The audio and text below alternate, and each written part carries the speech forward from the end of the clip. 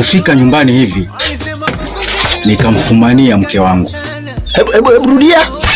Ati nini? Nakwambia nimemfumania mke wangu, tena na mhudumu ambaye nilimwagiza ampelekee chakula mke wangu nyumbani.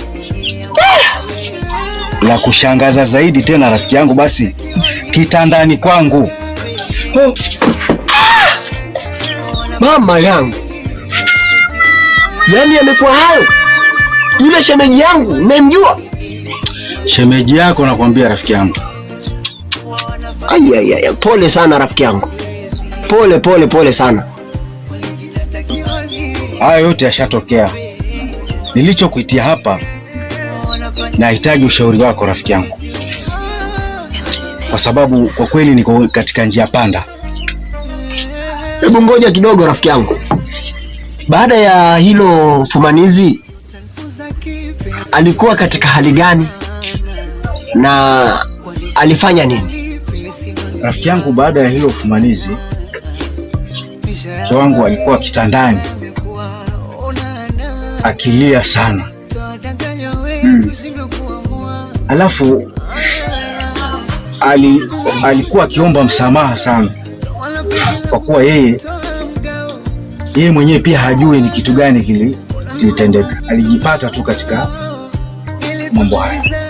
Alidai shetani amempitia, lakini ni kawaida tu ya viumbe wengi ama wanadamu wengi, wakipatwa na tatizo wanasingizia shetani, lakini hakuna shetani rafiki yangu. Hizo ni fikra na uamuzi wa mtu binafsi. Hayo ndio aliyoyasema. Ni sawa rafiki yangu.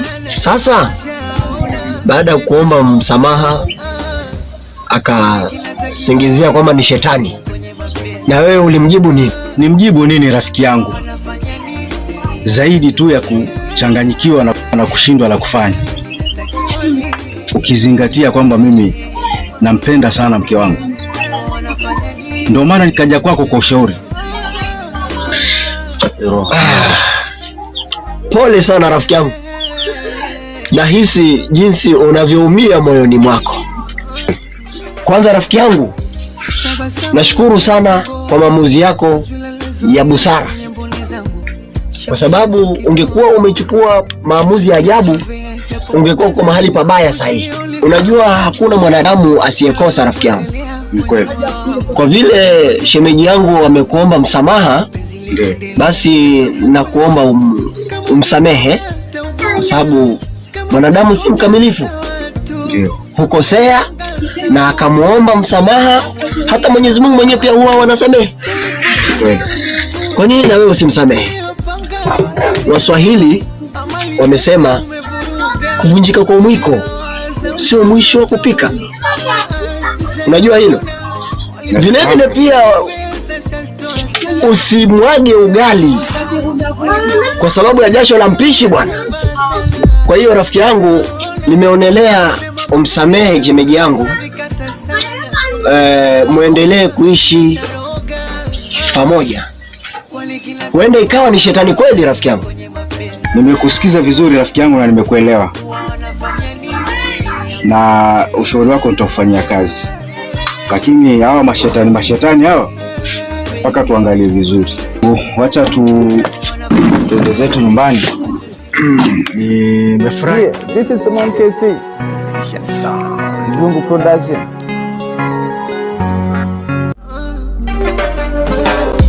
Tabasamu la uongo, taswira nilizoea kwenye mboni zangu, shaumia so kidogo, lazima kuchovea japo mboga zangu, afu sioni sababu ya wewe kuendelea kwenye moyo wangu, tanikosesha swabu, penzi likiendelea weso fungu langu, kama vidonda tauguza, kama takonda sawa tu, kama ukilonga ntafunga, sina wa kumwambia haya tu, tulipojenga umevunja, tuliopanga wala siyaoni, amali yote umevuruga, hivi nawaza ulipo ndotoni.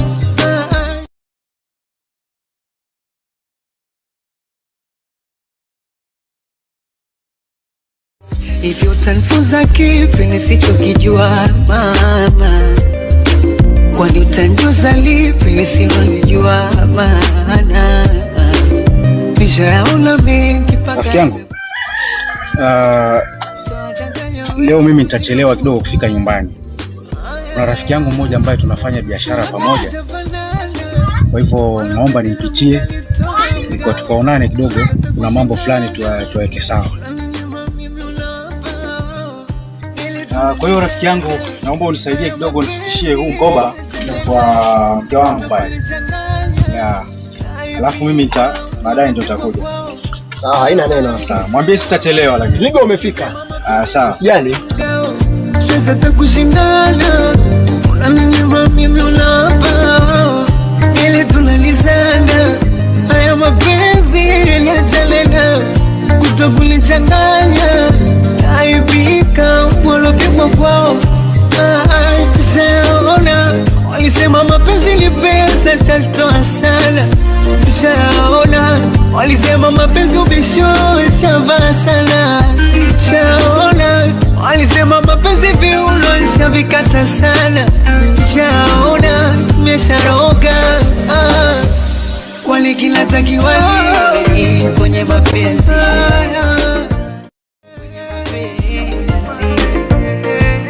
Wanafanya nini ambacho siwezi?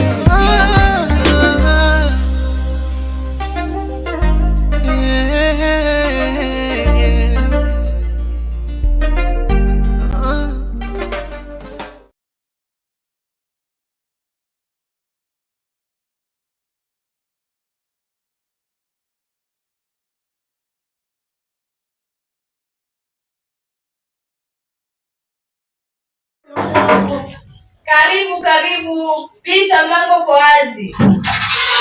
Shemeji. Uko kweli? Uko shemeji. Karibu. Asante. Shemeji. Karibu nyumbani. Asante shemeji. Nimeona leo umeingia mapema sana. Kuna mzigo hapa alikuwa nimetumwa nikuletee shemeji. Karibu shemeji. Karibu basi. Asante. Leo ukae kwa kiti. Asante sana, asante. Bali wangu shemeji. Jema, sijui wewe. Nashukuru. Haya shemeji. Naam shemeji. Za masiku. Sina neno shemeji. Kama unavyoniona tu. Haya, na rafiki yako umemwacha wapi?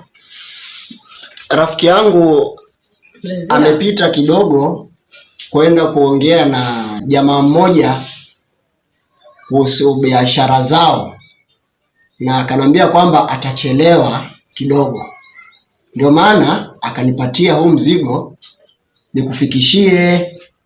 Atachelewa? Amesema atachelewa kidogo. Lakini shemeji, naam, kwani hizi issue zenu wewe na wifi yangu bado hamjamaliza? Achana na huyo wifi yako shemeji. Wacha akae kwanza, lakini baada ya muda atarudi tu, usijali. Lakini shemeji, wewe ni mtoto wa kiume, unakula na kushiba na damu inachemka. Shemeji, unafanya nini? Mimi ni shemeji yako, uachana na hayo mambo. Shemeji yako ni mke wako, mbona ubishe? Na wakati na kuangalia unahitaji hii huduma. Tangu mkeo kuondoka una mwaka mzima sasa. Hii ni ofa nakupa shemeji yangu, kwa nini uikatae? Shemeji, uone hili jambo unalofanya kwamba la hatari wewe. Hatari ya nini shemeji? Shemeji, kwa shemeji.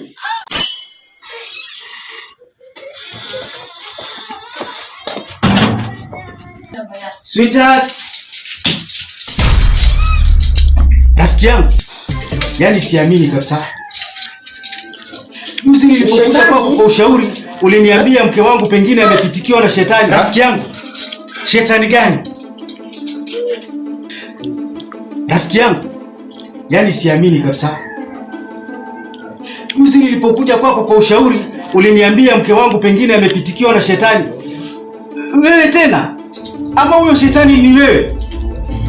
Shemeji, mke wangu. Kwa hiyo juhudi zote ambazo nilikuwa nazifanya mimi ni kazi bure?